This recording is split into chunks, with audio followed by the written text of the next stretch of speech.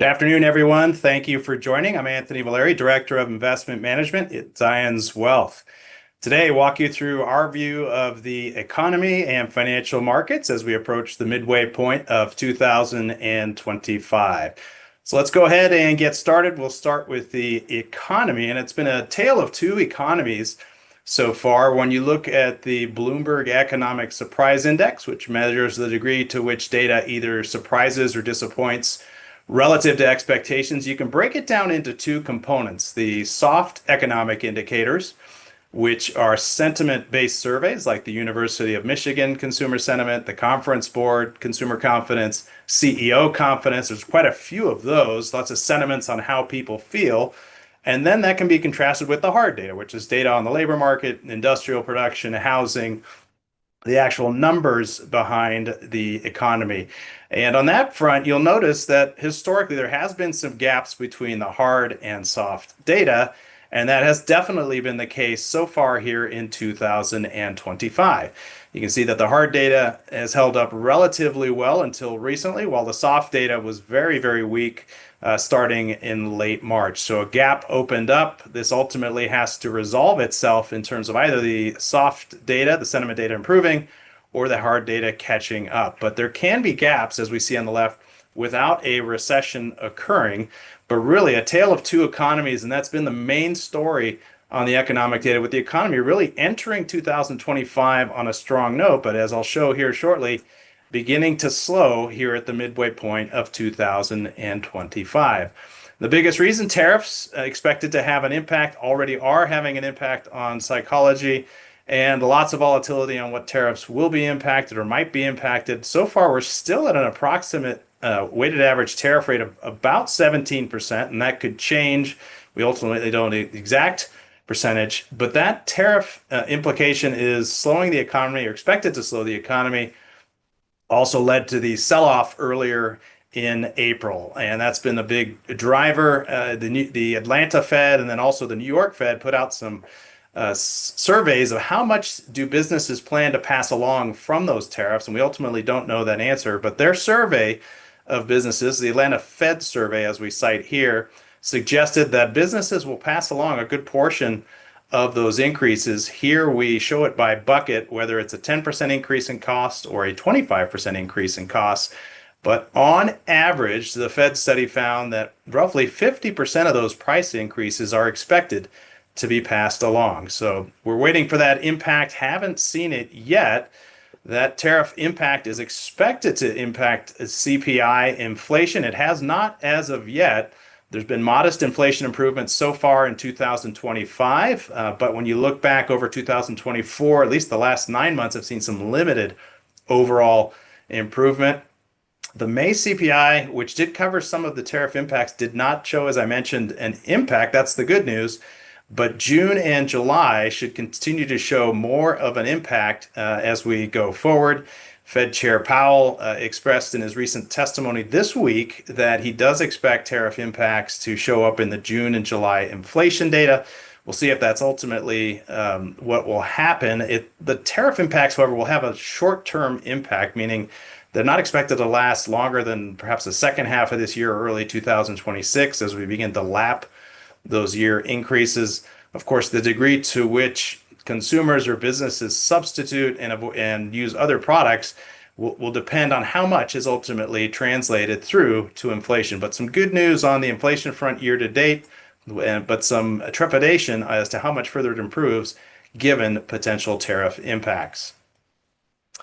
In terms of the other economic data, ISM surveys, one of our favorite top-tier economic data points, showing slowing in both services and manufacturing. The manufacturing story of a slowdown or contraction has been well known, but recently the services index fell below 50. That's the expansion contraction barometer. It happened also in 2024, so don't want to jump to any conclusions, but some signals that the ISM surveys are showing a slowdown in the economy. Now, consumer spending got off to a good start during the first quarter. If we look at retail sales data, a good start to the first quarter. Here we break it out by overall retail sales and then what we call control group sales, which is what feeds into GDP.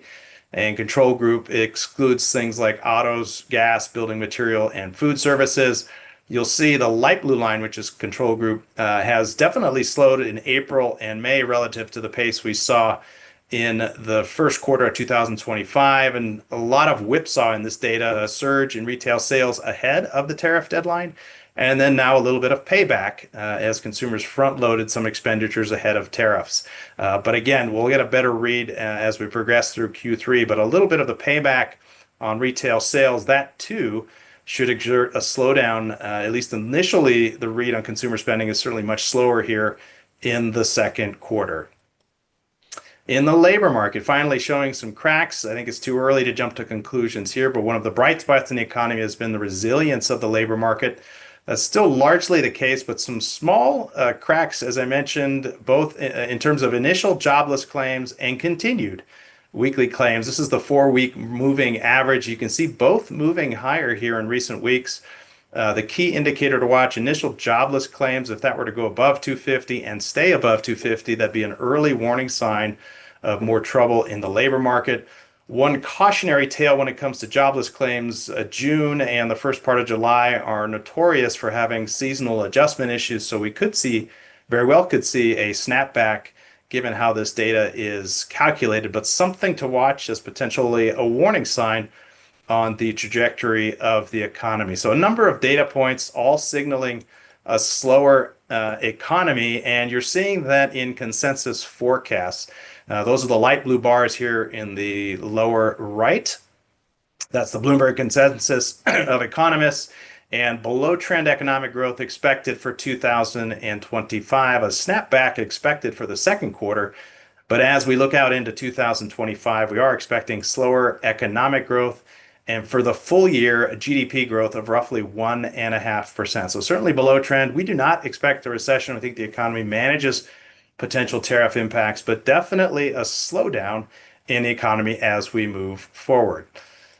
When we look at market-based measures and their opinion of the economy, no signs of trouble from credit markets. This is the average high-yield bond spread through time. The blue horizontal line is the historic average, and you can see we're well below the historic average. There was a brief increase in late March and April with the initial tariff news, but since then, high-yield spreads have contracted again.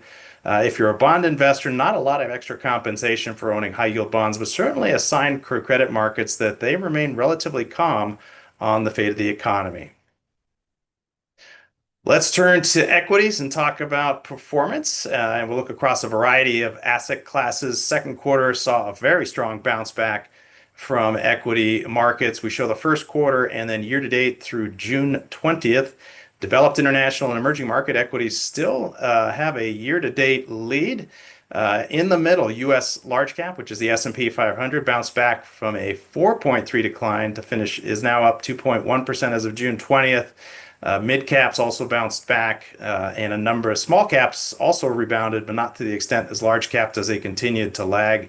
And you can see how we've many more asset classes in the positive as we approach the midway point. But the real story has been the bounce back in equities, the rebound from early August to mid-May, one of the strongest 4-week runs historically that investors have seen.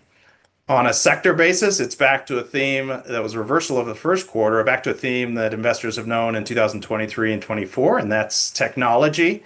Fourth from the right, bouncing back strongly, and also communication services, which includes some of the big companies like Google, Netflix, and Facebook bouncing back. Energy having a tough quarter, losing some of the first quarter energy. And you can see that industrials also bounced back. So back to some themes of the big technology companies resuming their leadership in the second quarter. Been a tale of two different quarters here really in 2025, but that's where we stand, still positive overall on the equity markets. What that strong bounce back has led to, though, are valuations that are once again elevated. Here we show the forward PE ratio on the S&P 500 index back just up to 22 versus and well above the 3-year rolling average. You can see how valuations got cheaper in early April, and then again a strong rally, and once again back to expensive equity markets. So it didn't take long. The market's expensive again given the challenges facing the economy as we move forward. And then one aspect where it's been particularly interesting, international has outperformed year to date. And one way to look at that is through the lens of the dollar. And there is a correlation between the dollar and the performance of developed international. Here we look at the MSCI EFA index relative to the S&P 500. A rising line, which is the dark blue line, means the US stocks are outperforming international and vice versa. You'll see that there are multi-year trends here for the US versus international. In the mid-90s to 2002, the US outperformed international, then it reversed from 2002 all the way through 2008 before the current run of extended US outperformance relative to international before it's reversed so far here in 2025. You'll note the blue line, the US dollar, that is the trade-weighted dollar. That's the index produced by the Fed in late 2024, very close to an all-time historical high. So that was part of the rationale for a reversal of the dollar. If that US dollar weakness continues, and it's remained relatively weak here in 2025, it could continue to be a tailwind for international equities. We remain focused on US equities for our investors, but we strongly encourage a diversified portfolio that includes international equities. And part of that reason is the uncertainty on corporate profit expectations here in the US. The S&P 500 index is expected to see slower profit growth. In late 2024, that 14% growth rate in corporate profits was known to be way too high, and we've seen a dramatic reduction lower to about a 7% growth rate, 6.9% to be exact. That is still very much a positive number, very healthy and supportive of equity prices. But we'll get to see more or get more insight when second quarter earnings season starts in just a few weeks. But you can see a notable revision lower for S&P 500 profits.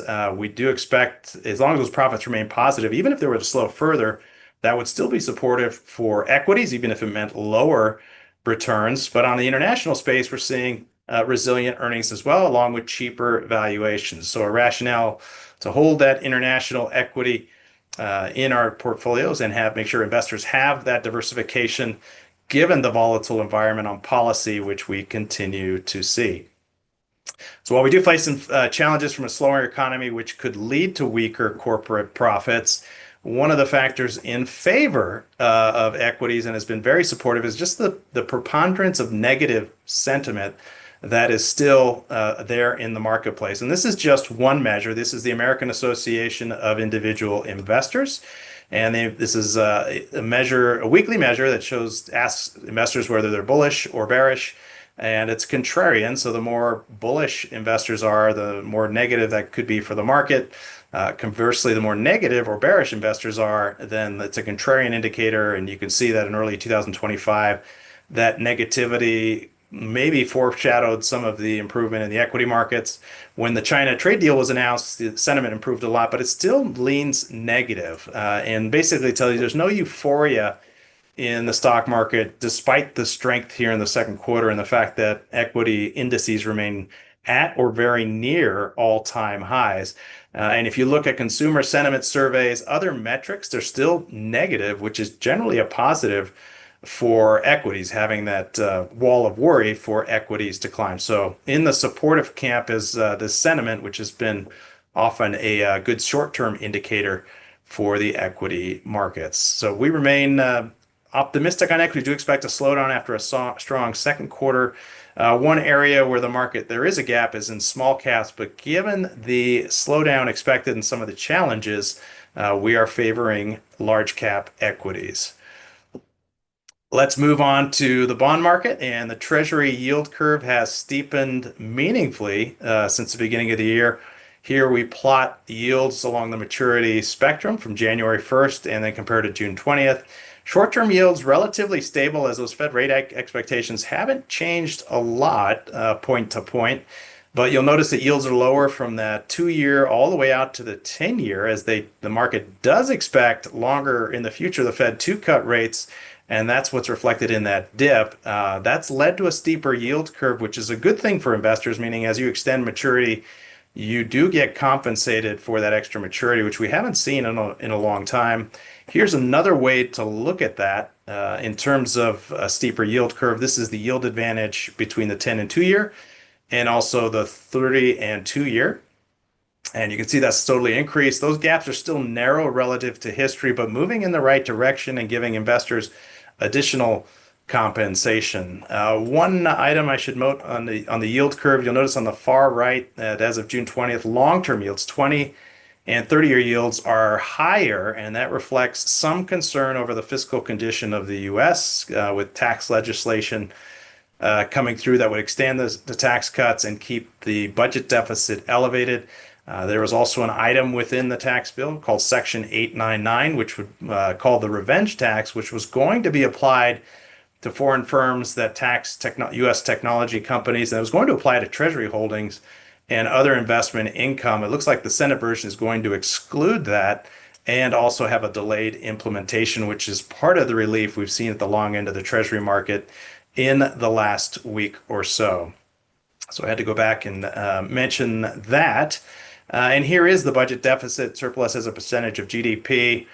You can see that the projection from the CBO, and they had two projections. The green was their initial, and then just a couple weeks ago came out with a updated projection that included tariff revenue, which we think is the right way to calculate it.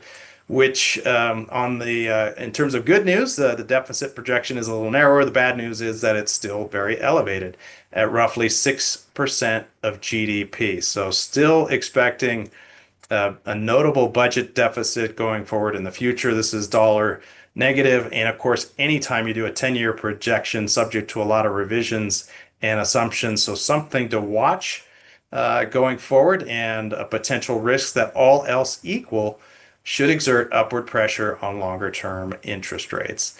And here's another way to look at it. This is data from the Tax Foundation, also the CBO and Strategas Research, showing the revenue from tariffs, which right now the revenue from tariffs is tracking to about 190 billion on an annual basis. And yes, we have an acronym for the bill, One Big Beautiful Bill, listed there, showing the stimulus and spending as a result of extending the tax cuts relative to the baseline.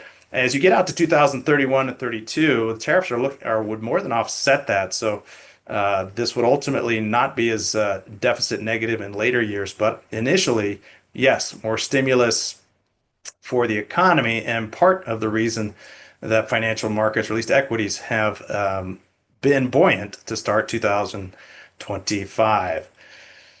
Getting back to some other metrics in the bond market, the inflation-adjusted Treasury yields at a multi-year high, and this is a classic valuation metric for bonds. It basically takes the 10-year yield, subtracts core CPI to get a real yield.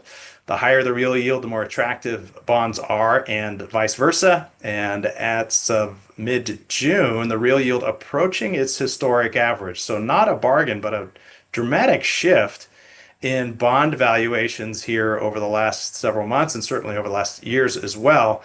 So it does support bonds stabilizing here, yields stabilizing, a good sign, and lets investors know that even with these higher yields, there's certainly better valuations. That's not to say that real yields could get higher, and they might if the fiscal situation were to deteriorate. But again, a notable change in terms of bond valuations over the last couple of years. From the Fed, the short end is getting support from the expectation the Fed is expected to produce 2 rate cuts in 2025. Fed Chair Powell, in his comments yesterday, said that the uncertainty over inflation is why they haven't cut rates again, and want to see some clarity. The first rate cut is fully priced in by September. A second rate cut priced in by December. So 2 rate cuts factored in. That remains the Fed's forecast. It also aligns with market expectations, with an additional 2 to 3 rate cuts expected in 2026. As that happens, we'd likely see the yield curve steepen further. But you can see that the really aggressive rate cut expectations from April and May have reversed out and led to slightly higher short-term yields. And turning to the municipal bond market before we wrap up, we still find muni bonds very attractive. There was a disruption from high supply in March and April, and finally in late May and early June, some stability. Taxable equivalent yields on the municipal bond index, and this is the average from the Bloomberg Municipal Bond Index, and we calculate a taxable equivalent yield using a 37% top tax bracket, along with the 3.8% surcharge on investment income. And what you see is that taxable equivalent yield peaked above 7%. It's come back down a little bit as municipal bond prices have improved here in June, but we still find municipal bonds very attractive even after this recent improvement. And you can compare that to corporate bonds as well as the broad diversified taxable bond markets. So still an opportunity there where we think this is an attractive point for muni investors to lock in some intermediate bonds to grab those higher yields. And some important dates to watch. We mentioned the risks. The economy is slowing. The stocks have held up very, very well, but some things we remain cautious as we go forward, given the strength of the rebound. We expect some moderation.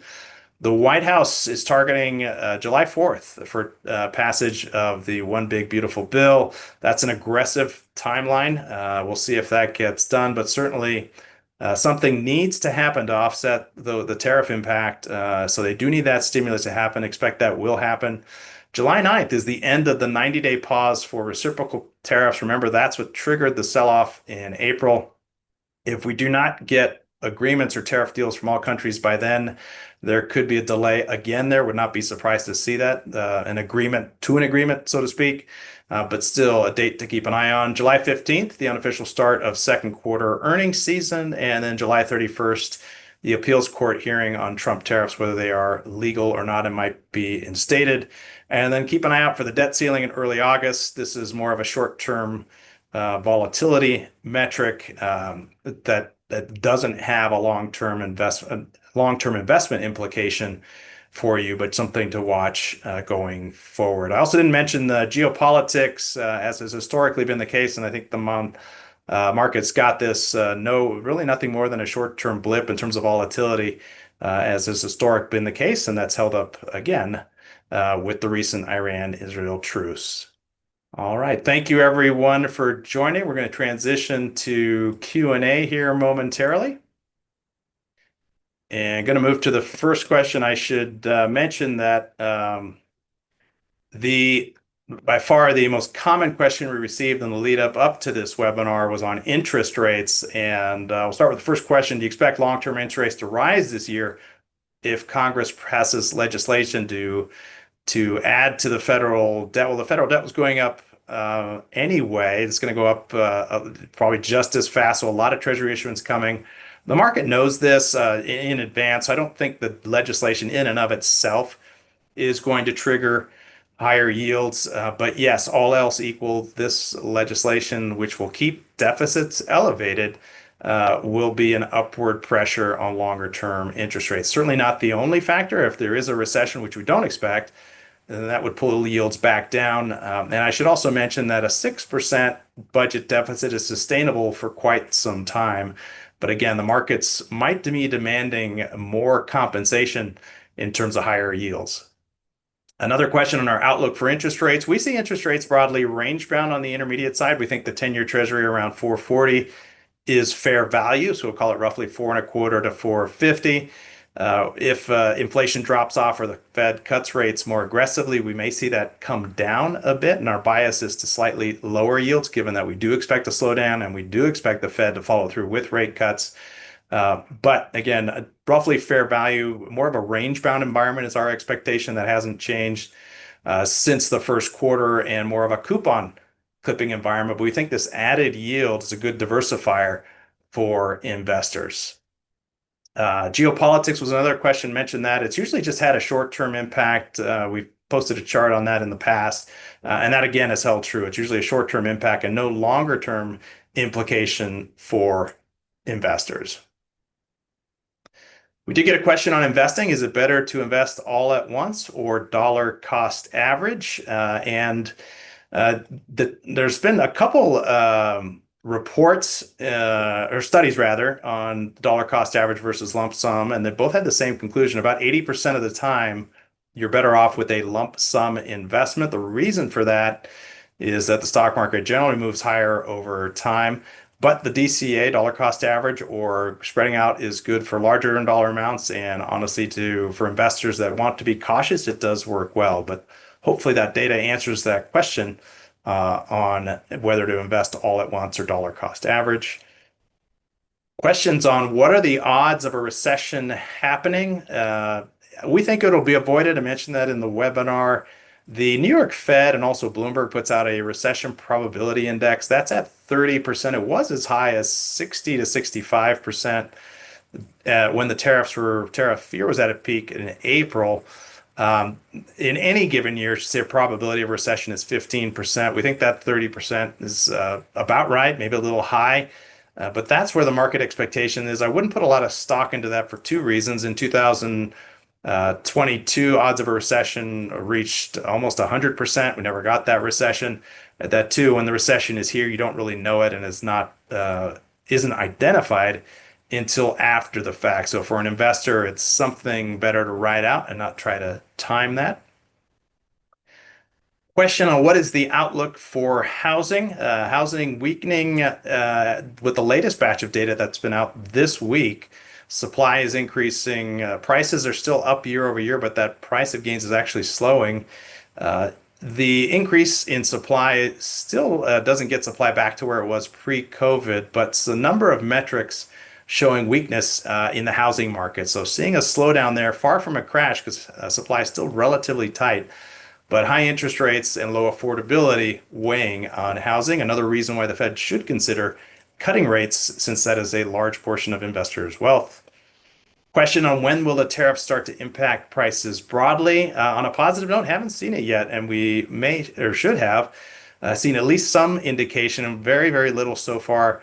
Again, June, July, even August would be the time frame to expect more of that to impact inflation if it does. Keep in mind that in 2018, the last time we did have tariffs, 17 and 18, currency strength in the US dollar helped offset a lot of those price increases. Not, it's the opposite's happening so far this time, but will be determined by how much is passed through the supply chain or ultimately to end consumers. And then a question on the direction of stock indices over the next 3 months. That's a tough one. We don't encourage timing the markets. We recommend staying committed to a longer term investment plan. Volatility is going to happen, and that's part of the price you pay for stronger long-term returns over the long run. All right, let me see if any other questions that came in. Thoughts on the looming debt? I know that's a lot of concern on the amount of Treasury debt. That's nothing new. Investors haven't balked yet, and I should add that foreign investors, which in the media was worried as a potential a buyer strike there, that hasn't happened. All the most recent data on international purchases show that they really haven't changed. Foreigners and international investors haven't changed their buying habits of U.S. Treasuries. So that remains a watch, but so far not seeing any broad-based selling there. Don't expect it because it would result in self-inflicted pain on their portfolios as well. What we have seen is that international government buyers have become less of a buyer, whereas private investors internationally have more than taken up the slack. All right, that's it for Q&A. Thank you all very much for joining. We will have a recorded version of the call for those that couldn't make it. Thanks again, and we'll speak to you again soon.